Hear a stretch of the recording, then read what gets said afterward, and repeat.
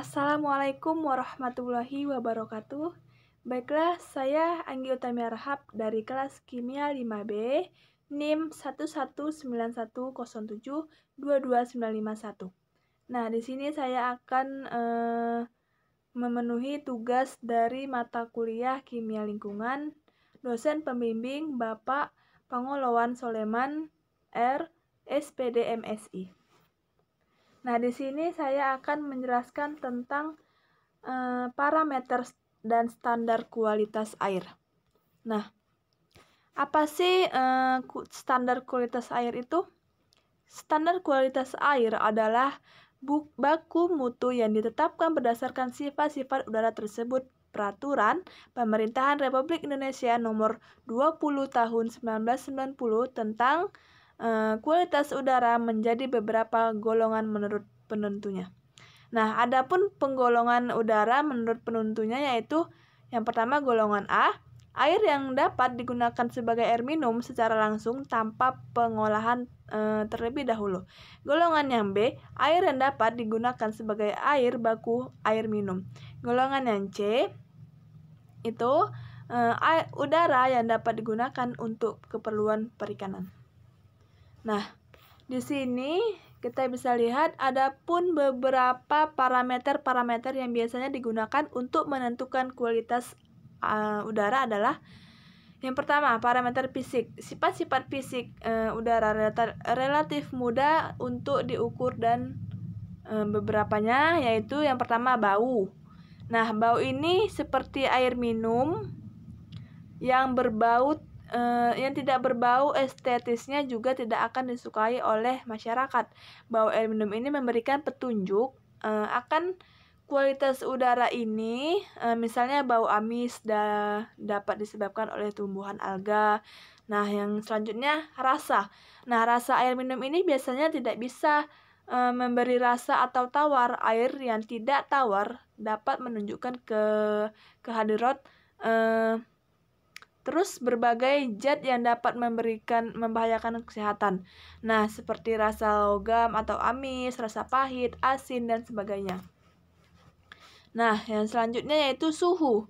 Suhu ini yang di udara sebaiknya sejuk atau tidak panas, terutama agar tidak membahayakan kesehatan. Nah, menghambat reaksi biokimia di dalam saluran atau pipa. Nah, yang selanjutnya warna. Warna air ini, air minum, sebaiknya tidak berwarna untuk alasan estetis dan untuk mencegah keracunan dari berbagai zat kimia maupun mikroorganisme yang berwarna. Seperti dia natural di air rawa, berwarna kuning muda, menyerupai urin, dan sebagainya. Nah, yang selanjutnya jumlah zat padat tersuspensi atau TTS. Nah, materi ini tersuspensi adalah materi yang memiliki ukuran lebih kecil daripada molekul atau ion yang terlarut. Materi tersuspensi ini dapat digolongkan menjadi dua, yaitu zat padat dan koloid. Nah, selanjutnya kekeruhan. Kekeruhan ini dia bersifat anorganik maupun yang organik. Nah, yang zat anorganik ini biasanya berasal dari lapukan batuan dan logam. Yang organik dapat berasal dari lapukan-lapukan tanaman atau hewan. Nah, buangan industri ini dapat juga menyebabkan sumber kekeruhan. Nah, zat organik ini dapat menjadi bahan bakterinya sehingga mendukung perkembangbiakannya. Nah, selanjutnya di sini ada parameter-parameternya. Yang pertama, parameter kimia. Parameter kimia ini, karakteristik kimia cenderung lebih khusus dibandingkan dengan karakteristik fisik. Dan oleh karena itu, lebih cepat dan tepat untuk menilai sifat-sifat udara dari suatu sampel. Nah, yang selanjutnya, parameter biologis. Parameter biologis ini kualitas yang paling sensitif. Kenapa? Karena kedalaman parameter mikrobiologis ini hanya dicantumkan di coliform, tinja, dan total coliform. Nah, sebetulnya parameter ini dianya macamnya kedua ini hanya berupa indikator bagi berbagai macam mikroba yang dapat berupa parasit seperti protozoa, metazoa, dan tungau. Nah, seperti bakteri, patogen, dan virus. Nah, selanjutnya yaitu parameter radioaktif. Nah, di sini kerusakan pada sel yang terpapar merupakan kerusakan dapat berupa kematian dan perubahan komposisi genetik. Nah, kenapa? Karena kanker dan mutasi tubuh. Sinar alfa sulit menembus kulit. Jadi, bila tertelan lewat minuman, maka yang gamma dapat menembus sangat dalam. Kerusakan ini yang terjadi ditentukan oleh intensitas sinar serta frekuensi dan luasnya terpaparan. Nah, selanjutnya yaitu kualitas. Kualitas ini pada air, air permukaannya adalah air yang mengalir di permukaan bumi, baik itu keberadaannya bersifat sementara dan mengalir ataupun stabil. Nah, air permukaan ini bila langsung digunakan untuk kebutuhan sehari-hari, perlu diperhatikan apakah air tersebut sudah tercemar atau belum. Nah, selanjutnya yaitu indikator atau tanda air permukaan tercemar adalah tanda yang dapat diamati melalui yang pertama, itu adanya perubahan warna. Yang kedua, adanya perubahan suhu udara. Yang ketiga, itu adanya perubahan pH dan konsentrasi ion. Yang keempat, timbulnya endapan bahan pelarut. Yang kelima, adanya mikroorganisme. Yang keenam, radioaktivitas dalam udara. Nah, air minum ini khasiatnya tidak pernah dapat dibuat oleh senyawa lain. Juga, udara ini merupakan komponen penting dalam bahan makanan karena udara ini dapat mempengaruhi penampakan, tekstur, serta cita rasa makanan kita.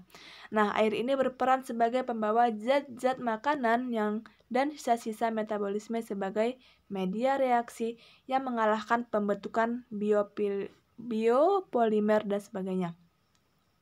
Nah, air ini perlu dihigienis sanitasi tersebut digunakan untuk pemeliharaan kebersihan individu seperti mandi dan sikat gigi, serta untuk cuci bahan, pakaian, dan lainnya.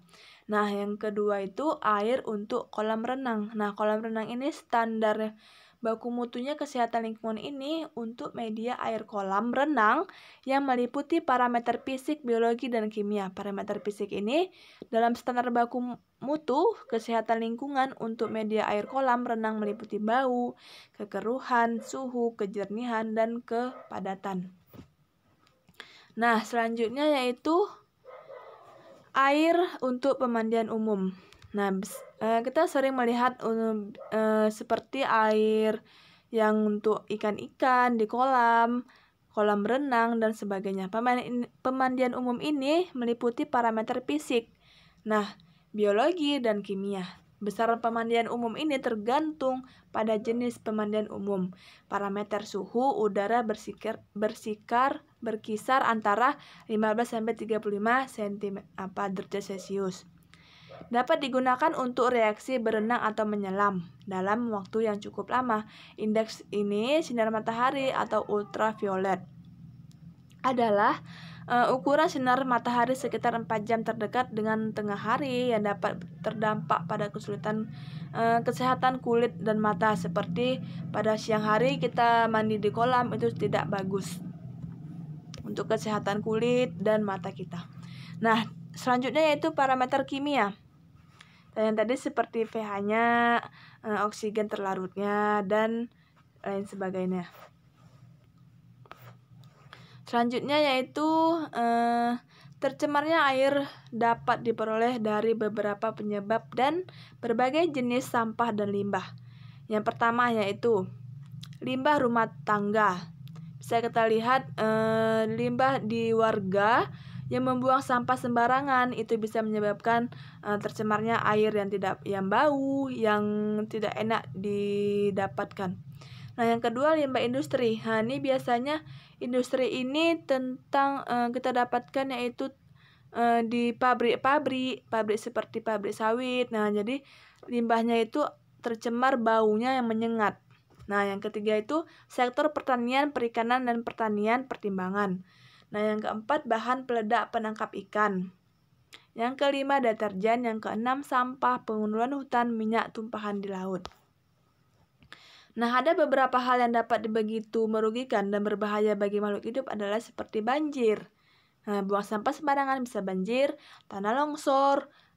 Yang ketiga, sarang penyakit. Yang keempat, biota air mata. Yang selanjutnya, ekosistem air rusak, erosi, sumber air bersih berkurang, keseimbangan lingkungan terganggu. Nah, jadi kesimpulannya di sini dapat mengetahui bahwa kita perlu melakukan usaha penanggulangan yang bisa dimulai dengan beberapa cara mudah. Yang pertama yaitu membuang sampah pada tempatnya.